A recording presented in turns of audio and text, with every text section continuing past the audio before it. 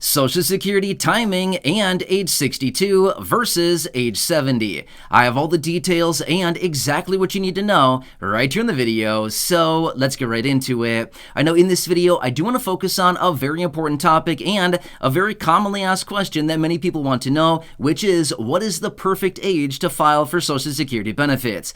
Is it the age of 62, or is it possibly the age of 70, or is it somewhere in between? That is a really good question, and I do want to lay through all the details for you right here in the video, as there's a lot to talk about, and the optimal age for each individual person to claim Social Security benefits. There's a lot of money on the table right here because you're going to be claiming these benefits for the rest of your life. Therefore, we want to maximize your monthly check and maximize your lifetime earnings. I'll talk you through the details here in this video. Let's get right into it. Really fast before we do, thanks so much for joining me. If you're new here or if you haven't done so yet, please make sure to subscribe right down below the video. It's totally free to do so, and I'm here for you right by your side every single day to help you out in any way that I possibly can, talking through complicated details about Social Security, as well as giving you the latest details as things are changing right now. A lot of bills, packages, and proposals out there right now to change and reform Social Security, as well as raise benefits, reform the program, increase solvency, and a whole variety of other changes out there. Again, I'm bringing you the details each and every day right here in these short videos. So again,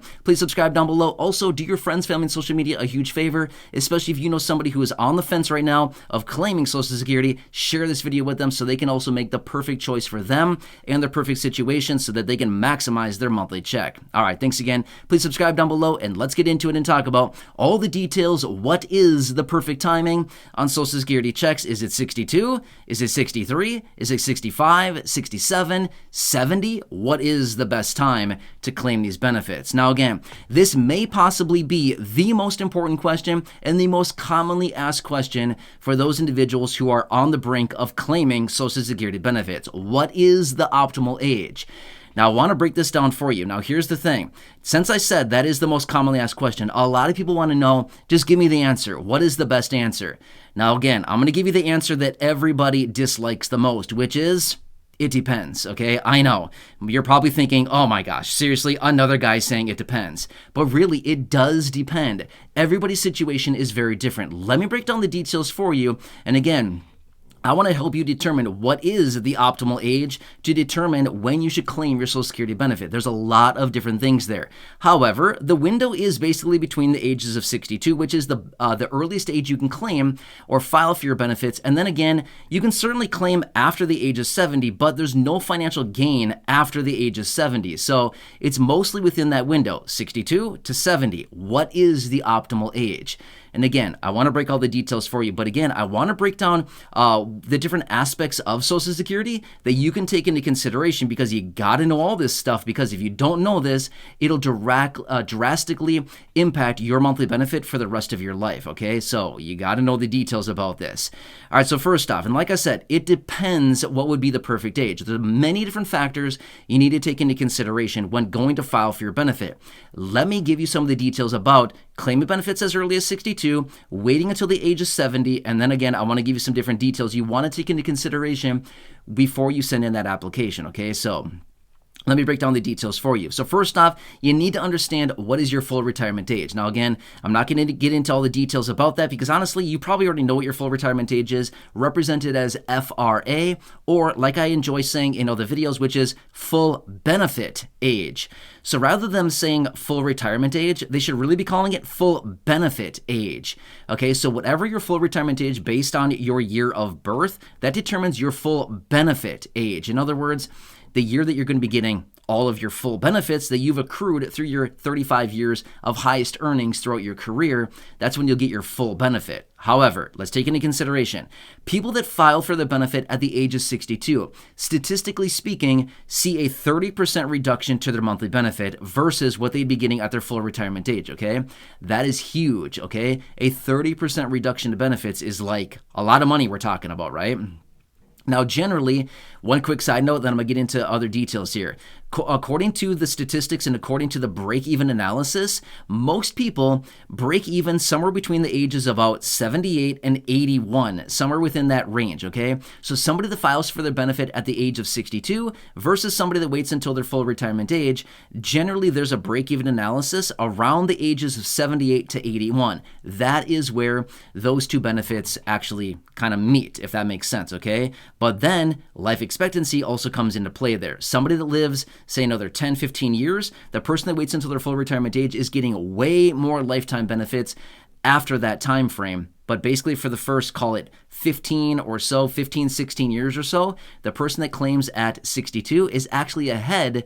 But then after that, the person that claims at their full retirement age is actually ahead for the rest of their life beyond that. Kind of makes sense? Beyond the break-even analysis, somewhere between the ages of about 78 to 81, if that makes sense, okay? Anyway, I can talk through all the details of the break-even in a separate video, but let's keep rolling here. All right, so here's what else you need to know. For every 1 month that you claim your benefit prior to your full retirement age, and again, you got to know what your full retirement age is. For every 1 month that you claim benefits prior to that, your benefits will be reduced by 5/9 of 1%, okay? Now, if you're not very good with fractions, that's okay. 5/9 is about 1/2 of 1%. It's not perfect, but for easy mathematical purposes, just use 1/2 of 1%, okay? That's every single month, 5/9 of 1%. Every single month that you claim benefits prior to full retirement age, which is giving you about that 30% reduction claiming benefits at the age of 62 versus your FRA or FBA full benefit age, right? So anyway, take that into consideration. Now, let's just say that you wait. Let's just say that you're thinking, hey, I want to file for my benefit at 62, but I don't really need the money right now. I can probably get by for the next 2 years. Just remember this. Every month that you wait, every year that you wait, you're pushing off those reductions to your benefit. Every month that you wait, you're foregoing a 5/9% reduction to your benefit. If you wait a year, if you wait 2 years, you're potentially avoiding like a 6 or 12% reduction to benefits. That's huge, right? It's a lot of extra money, okay? All right, so that is before your full retirement age. Now let's quickly talk about the other end of the spectrum, which is waiting after your full retirement age, okay? If you wait after your full retirement age, or like I said, your full benefit age, as I like to call it, then your benefits will increase, okay? You see the difference here, okay? If you claim early, there's a reduction to benefit. If you claim after your full retirement age, now there's an increase to monthly benefits. Interesting, right? Yeah, exactly. All right, so here's what it comes down to.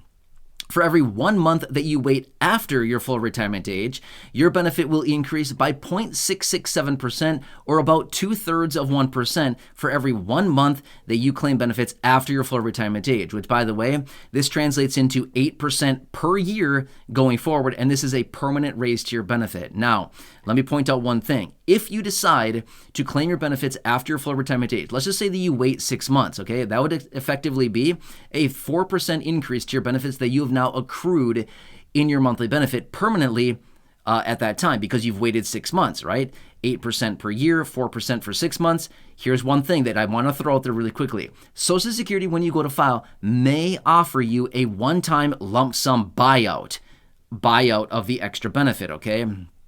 Let me explain really quickly. I do have other videos here on the channel breaking down the details of this, but just be aware of this. This may be an offer that is presented to you. It sounds good, but you also got to run the numbers to see, is this making sense, okay? They may offer you a one-time lump sum payment to basically pay you retroactively for the 6 months that you have foregone those benefits, okay? As a result of that, you will no longer get the 4% increase to your benefits that you have accrued by waiting those 6 months. That's kind of the trade-off. They say, hey, we'll give you a one-time lump sum payment for the 6 months that you've delayed your benefit, but in return for that, we're going to take back the 4% increase going forward forever, okay?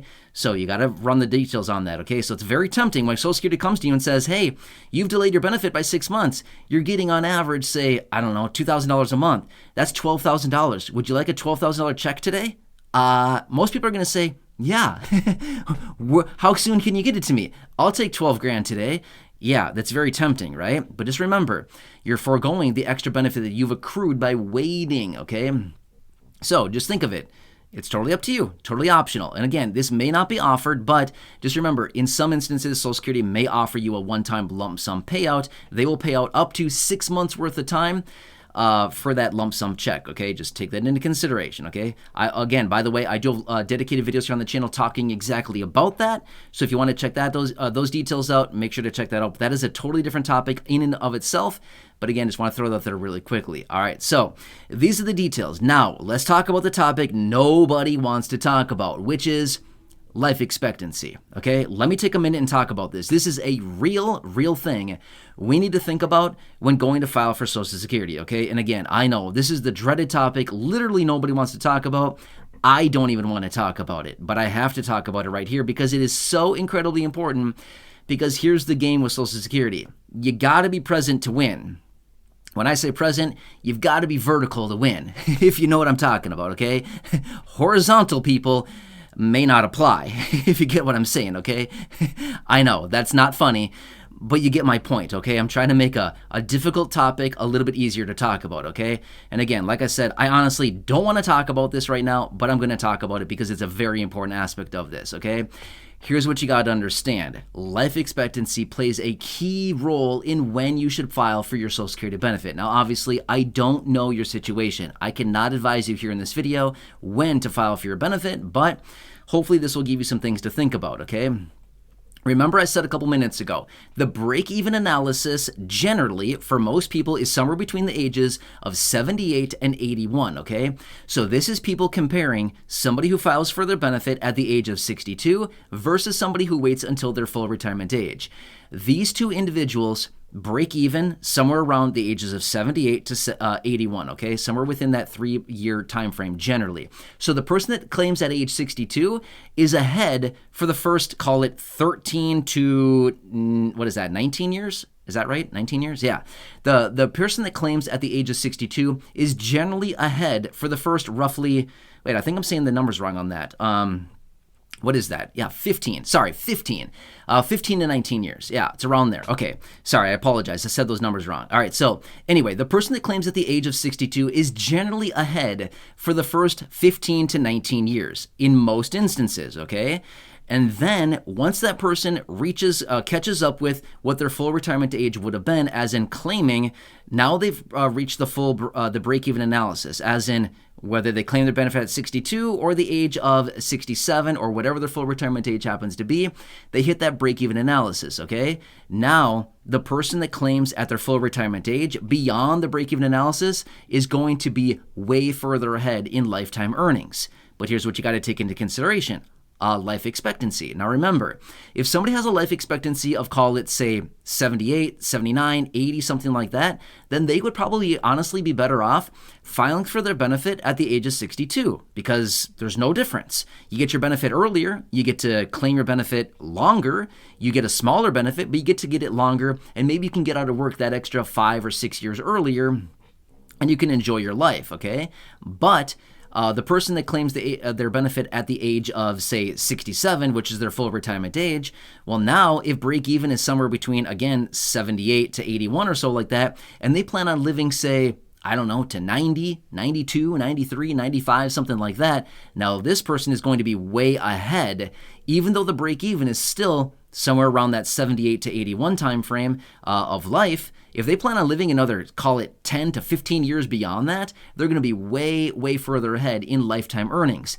Now, obviously, they did not get their benefits for the 5 years that the other person did, or their other self, basically what I'm saying here, because they claimed their benefit basically 5 years later at the age of 67 versus 62. But at the end of the day, their benefit is now higher, and it's going to be higher forever.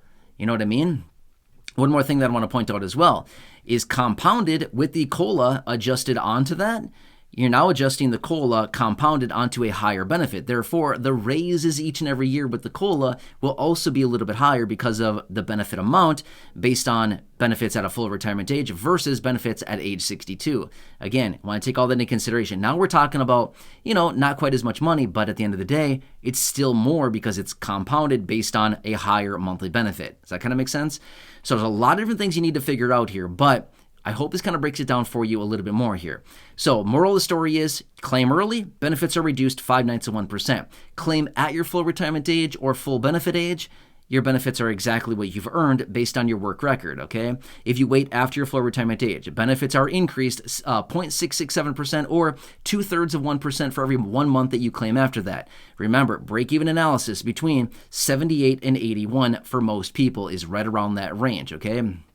A short life expectancy, more advantageous to claim benefits early. A long life expectancy, more advantageous to wait until your full retirement age or after to claim your benefit.